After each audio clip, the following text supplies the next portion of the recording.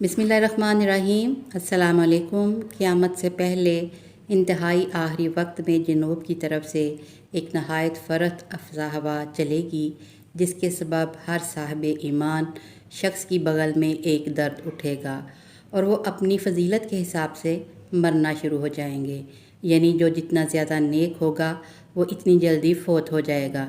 جب تمام اہل ایمان اس دنیا سے ختم ہو جائیں گے تو اس وقت دنیا پر حبشہ والوں کا غلبہ ہو جائے گا اور پوری دنیا پر ان کی ہی حکومت ہوگی۔ صحیح بخاری و مسلم میں روایت ہے کہ حبشہ والوں کی جب حکومت آئے گی تو خانہ کعبہ کو گرا دیں گے اور حج موقوف ہو جائے گا۔ اس وقت قرآن مجید فرقان حمید دلوں، زبانوں اور کاغذوں سے اٹھا لیا جائے گا۔ خدا ترسی، حق شناسی، خوف آخرت لوگوں کے دلوں سے ختم ہو جائے گا اور شرم و حیا جاتی رہے گی۔ لوگ راستوں پر گدھوں اور کتوں کی طرح زنا کریں گے۔ اس وقت حکام کا ظلم اور ان کی جہالت رعایا کی ایک دوسرے پر دسترازی بڑھ جائے گی۔ پھر دیہات ویران ہو جائیں گے، بڑے بڑے قصبے گاؤں کی طرح اور بڑے بڑے شہر معمولی قصبوں کی طرح ہو جائیں گے۔ قحط، وبا اور غارت گری کی آفتیں ایک کے بعد ایک نازل ہوں گی۔ اس وقت میں جماع یعنی جسمانی تعلق بہت زیادہ قائم ہوگا، لیکن اس کے مقابلے میں اولاد پیدا ہونے کی شرح انتہائی کم ہوگی۔ جہالت اتنی زیادہ ہو جائے گی کہ کوئی شخص اللہ کا نام لینے والا نہیں ہوگا، یعنی کسی شخص کی زبان پر اللہ کا لفظ ہی نہیں ہوگا۔ پوری دنیا میں فتنے بڑھ جائیں گے، جس کے بعد بہت سے لوگ آفتوں سے تنگ آ کر اپنے اہل و عیال کے ساتھ شام کی طرف چلنے لگیں گے۔ اس دوران جنوب سے ایک آگ نمودار ہوگی اور لوگوں کی طرف بڑھنا شروع ہو جائے گی۔ لوگ اس سے خوف کھا کر بے تحاشا بھاگیں گے۔ بھاگنے والے لوگ دوپہر کو تھک جائیں گے اور اپنی عاجزی کا اظہار کر دیں گے تو یہ آگ بھی ٹھہر جائے گی، جس کے بعد لوگ آرام کریں گے۔ صبح ہوتے ہی آگ پھر ان لوگوں کا پیچھا کرے گی۔ انسان اس سے بھاگیں گے یا آگ انہیں اس طرح پیچھا کرتے کرتے ملک شام تک پہنچا دے گی اور پھر غائب ہو جائے گی۔ جب آگ غائب ہوگی تو بعض لوگ اپنے اپنے وطن کی طرف واپس لوٹ جائیں گے، لیکن بہت سے لوگ شام میں ہی موجود رہیں گے۔ قیامت کے قریب جب سورج مشرق سے طلوع ہوگا تو شیطان یہ منظر دیکھ کر کہے گا کہ ہائے میری ہلاکت۔ شیطان کے چیلے یہ منظر دیکھ کر کہیں گے کہ ہم نے آج تک آپ کو اس حالت میں نہیں دیکھا۔ وہ کہے گا بالآخر سورج مغرب سے طلوع ہو گیا، یہ میری موت کی نشانی ہے۔ اس کے بعد لوگ 3 یا 4 سال تک غفلت میں پڑے رہیں گے اور دنیاوی نعمتیں، دولت اور شہوت بکثرت ہو جائے گی۔ اسی دوران جمعہ کے روز 10ویں محرم کو سور پھونکا جائے گا۔ مسلسل 6 ماہ تک سور پھونکا جاتا رہے گا۔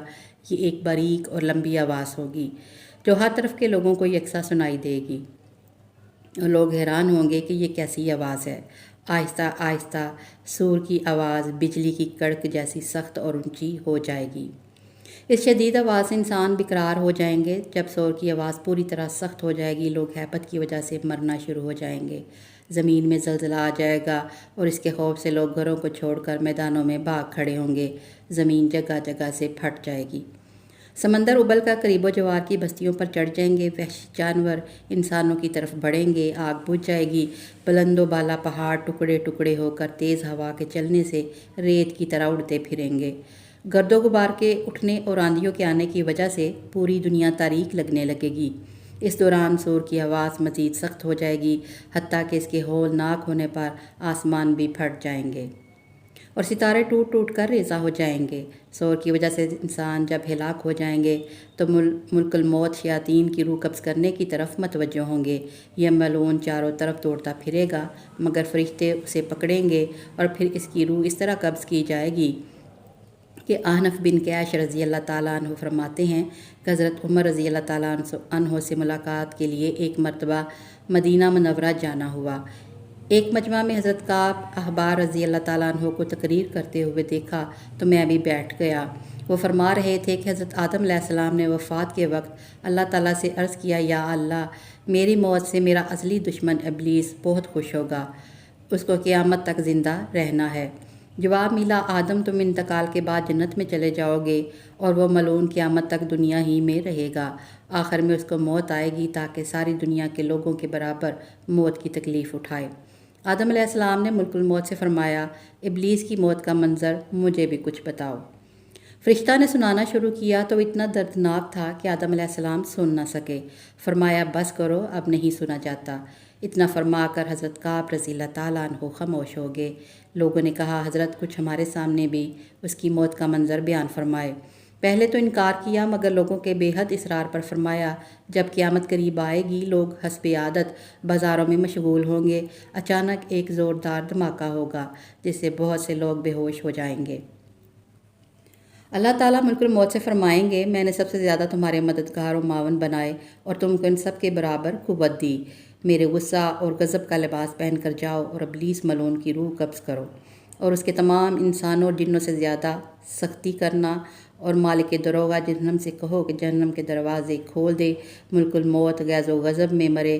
بہت سے فرشتوں کے ساتھ دنیا میں اسی طرح آئیں گے کہ آسمان و زمین والے دیکھ لیں تو خوف کے مارے پگھل جائیں۔ ابلیس کے پاس پہنچ کر بہت زور سے ڈانٹ پلائیں گے جس سے ابلیس بری طرح دھاڑے مار مار کر چیخے گا۔ اگر دنیا والے اس کی آواز سن لیں تو بے ہوش ہو جائیں۔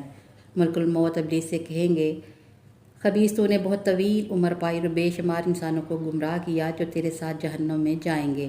آج ان سب کے برابر تجھے موت کا مزہ چکھاؤں گا، تیری مہلت اور ڈیل کا وقت ختم ہو چکا۔ اب تو موت سے بھاگ نہیں سکتا۔ ابلیس گھبرا کر مشرق کی جانب بھاگے گا تو کبھی مغرب کی جانب، لیکن ہر طرف اپنے سامنے ملک الموت کو پائے گا۔ سمندر میں گھسنے کی کوشش کرے گا تو سمندر نکال پھینکے گا۔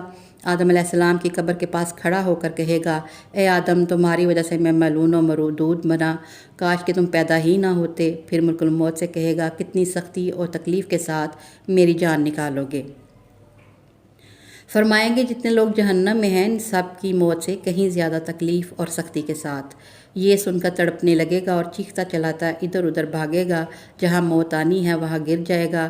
وہ جگہ آگ کے انگارے کی طرح سرخ ہوگی اور وہاں جہنم کی سنڈاسیاں لگی ہوں گی۔ ان سنڈاسیوں سے تڑپا تڑپا کر اس کی جان نکالی جائے گی۔ آدم علیہ السلام و حوا سے کہا جائے گا ذرا اپنے دشمن کے دیکھو کس طرح ذلت کے ساتھ مر رہا ہے۔ وہ دیکھ کر خوش ہوں گے اور کہیں گے یا اللہ تو نے ہم پر اپنی نعمت مکمل فرما دی۔